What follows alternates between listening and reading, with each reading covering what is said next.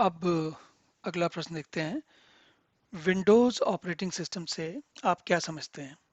इसकी क्या विशेषताएं हैं और यह कैसे प्रतिस्थापित किया जाता है? प्रतिस्थापित करने का मतलब होता है इंस्टॉल करना। ऐसा होता है कि जैसे देखिए,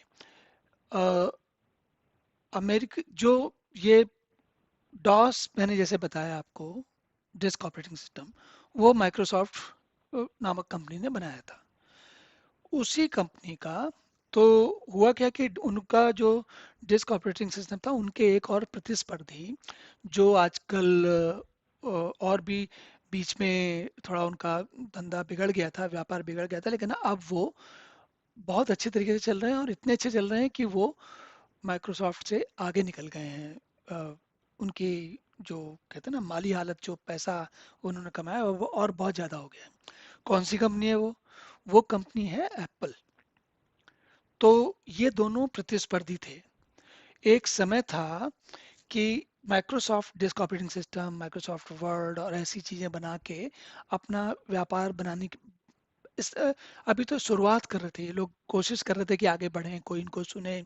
लोग ज्यादा जानते नहीं थे, लेकिन और आईबीएम पीसी जो थे वो धीरे धीरे प्रचलित होने लगे। प्रचलित होते होते जैसे जैसे प्रचलित होने लगे तो ज़्यादातर लोग बनाने लगे। जब बनाने लगे तो माइक्रोसॉफ्ट विंडोज़ का हर आईबीएम पीसी पर माइक्रोसॉफ्ट विंडोज़ का डिस्क ऑपरेटिंग सिस्टम चलता था। तो उससे उनका दोनों लोगों का व्यापार चलने लगा। लेकिन इसी के समानांतर में एप्पल जो कंपनी बना रही थी वो विंडोज़ बेस्ड, उस समय वो डॉस डॉस का जैसे टर्मिनल दिखाया था मैंने आपको, उस तरीके का नहीं था उनका। उनका क्या था, जो ये सीएमडी दिख रहा है आपको, अब सोच कर देखिए। उस समय हम लोग जब काम करते थे तो ये डिस्क ऑपरेटिंग सिस्टम का इस तरीके का टर्मिनल हमारे सामने होता था, और इसमें कोई कमांड दिया आपने और उसके बाद कोई काम हुआ। लेकिन जब मैंने पहली बार उस समय मुझे मौका लगा और पहली बार मैंने एप्पल के सिस्टम पे काम किया, तो उसमें इस तरीके का कुछ नहीं था। उसने क्या किया, उसने सीधा मुझे एक इस तरीके का विंडो दिखाया और इस तरीके के विंडो में अ, उस तब मुझे समझ में आया कि अच्छा ये ऐसा भी होता है जिसमें आप सब कुछ स्क्रीन में दिखता है और माउस से क्लिक करके चल सकते हो। इन यहाँ तक हालत ये है कि शुरुआत में जो माइक आईबीएम पीसी कंपेटेबल होता था उसमें केवल कीबोर्ड आता था, माउस होता ही नहीं था, क्योंकि विंडोज था ही नहीं। तो समय के साथ तो अब एप्पल वाले ने क्या किया था, शुरुआत से ही उन्होंने विंडोज, अब विंडोज का मतलब जरा समझिए क्या होता है। दोनों में फर्क क्या है, इसमें जो है हमारी कमांड, देखिए आप जो भी कमांड दे रहे हैं वो करेक्टर बेस्ड है, एक एक करेक्टर, जैसे DIR या जो भी लिखोगे आप, है ना। लेकिन इसके बनिस्बत ये जो दिखा रहा है, इस समय जो दिखा रहा है वो अलग तरीके से समझेंगे। एक समय था कंप्यूटर के प्रोग्राम को, ऑपरेटिंग सिस्टम को इसके अलावा कुछ समझ में नहीं आता था। वो उसे नहीं पता होता था कि इस कंप्यूटर की स्क्रीन को इस तरीके से ग्राफिक्स टर्मिनल की तरह देख सकते हैं। ये कहलाता है ग्राफिक्स टर्मिनल। ग्राफिक्स टर्मिनल क्यों है, कि चित्र है पूरा। इसमें जितने ये देखिए, इसको एक समझने का तरीका बताता हूँ आपको मैं। अगर मैं डिस्प्ले में यहाँ पर डिस्प्ले सेटिंग्स में क्लिक करूंगा तो देखिए क्या होता है। ये कह रहा है स्क्रीन का रेजोल्यूशन 1024 गुणे 768 है। इसका मतलब ये है कि इस समय इस स्क्रीन को 1064 चौड़ाई में और 768 ऊंचाई में भागों में, छोटे छोटे पॉइंट्स में, बिंदुओं में बांटा गया है।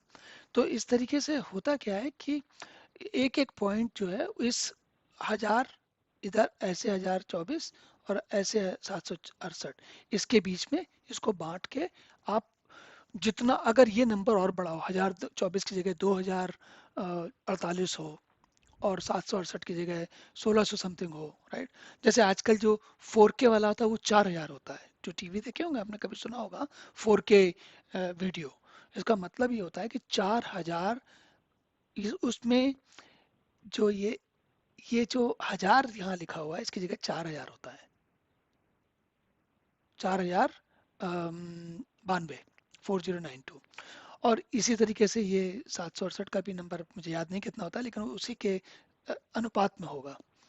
तो जो ये स्क्रीन दिख रही है ये आपको, ये है ग्राफिक्स स्क्रीन, और इसका नाम हुआ विंडोज।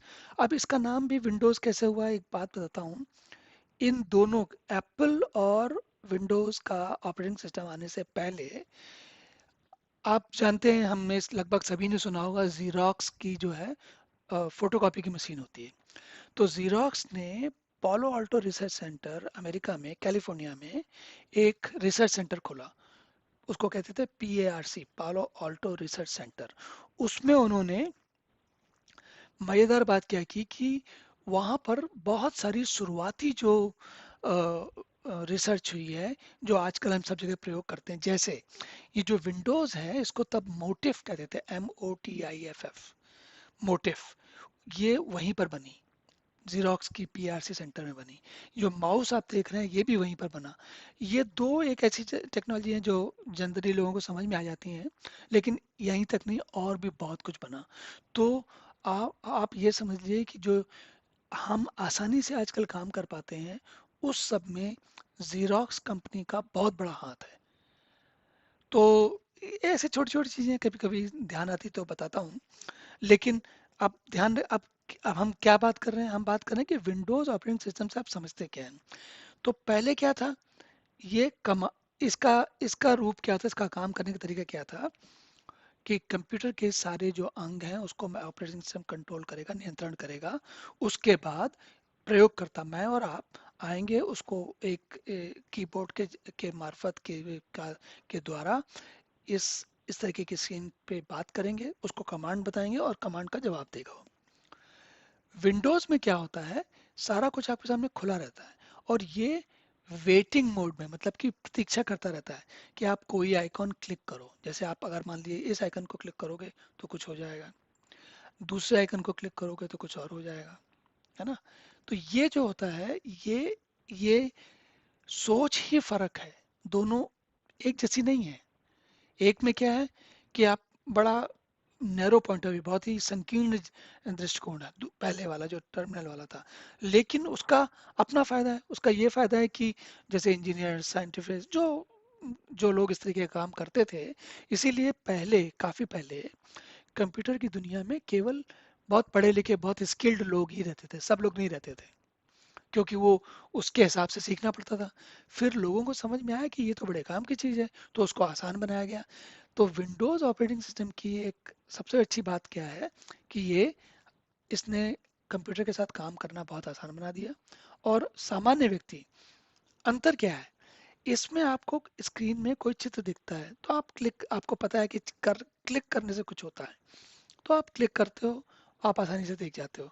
इसके बनिस्बत अगर आपको पता ही नहीं, आपको, आपके सामने ये काली खिड़की खुली हो, ये वाली, है ना, और इसमें अब आपको, अब इसमें क्या स्थिति है, आपको पता, अगर ये पता है कि क्या करना तब तो ठीक है। अगर बिल्कुल नहीं पता तो आपको पहले कमांड ढूंढनी पड़ेगी, उस कमांड को कैसे चलाना, वो सब वगैरह वगैरह सीखना पड़ेगा। तो वो थोड़ा मुश्किल होता है। पर विंडोज ऑपरेटिंग सिस्टम जो है, उसने हमारी ज़िंदगी को आसान बनाया, और कंप्यूटर के साथ काम करना बड़ा आसान बनाया, और थोड़ा कलरफुल बनाया, रंग बिरंगा बनाया। नहीं तो अ, अ, आज के समय में जब हम इस चित्र को देखते हैं, इस चित्र को जब हम देखते हैं, या इससे भी बढ़िया आजकल जो एंड्रॉयड या एप्पल के फ़ोन होते हैं, जब उसको देखते हैं, तो हम ये अनुमान नहीं लगा सकते कि एक समय हम इस तरीके के कंप्यूटर पर ही काम करते थे केवल। सामान्य व्यक्ति के लिए अनुमान लगाना मुश्किल है। हालांकि कुछ लोग, मतलब मैं भी उनमें से हूँ, आज भी इसी तरीके के टर्मिनल पर काम करते हैं, मतलब लाइनेक्स में, यूनिक्स में लगभग ऐसे ही काम होता है। तो समय की बात होती है, पर इसका सबसे बड़ा फायदा ये है कि ये लोगों के प्रयोग करने का आसान हो गया, और इसमें हर चीज एक विंडो, जैसे ये देखिए ना, मैंने इसको विंडो कहते हैं, ये देख, इसीलिए ने चित्र बनाया हुआ है, इसका इन्होंने चित्र अपना बना रखा है विंडो के नाम का। हालांकि विंडो से आपको फीलिंग भले ये जरूर आएगी कि विंडो तो खिड़की होती है, खिड़की तो छोटी सी जगह होती है, दरवाजा क्यों नहीं, हम ज्यादा बड़ा काम क्यों नहीं करते। तो लेकिन ये जैसे हुआ वैसे हुआ। विंडो अब आप सोच के देखिए, मेरी पूरी स्क्रीन दिख रही है, इसमें से ये एक विंडो है ना, और इसके अंदर अगर मैं ये खोलूं तो ये दूसरी विंडो खुल गई। तो एक तरीके से ठीक भी है, क्योंकि हम जिन छोटी छोटी जगहों पर काम करते हैं वो छोटी छोटी विंडो होती हैं। हालांकि हम इस विंडो को बड़ा कर लेते हैं, जैसे अगर हमने ब्राउज़र खोला है तो ये देखिए पूरी जगह पे फैल गई, है ना। तो इस तरीके से विंडोज़ ऑपरेटिंग सिस्टम जो होता है वो कंप्यूटर के सारे जो उसके अवयव हैं, अंग हैं, रिसोर्सेज हैं, उनका उनका नियंत्रण लेता है, फिर हमारे प्रयोगकर्ता के लिए काम करना आसान बनाता है।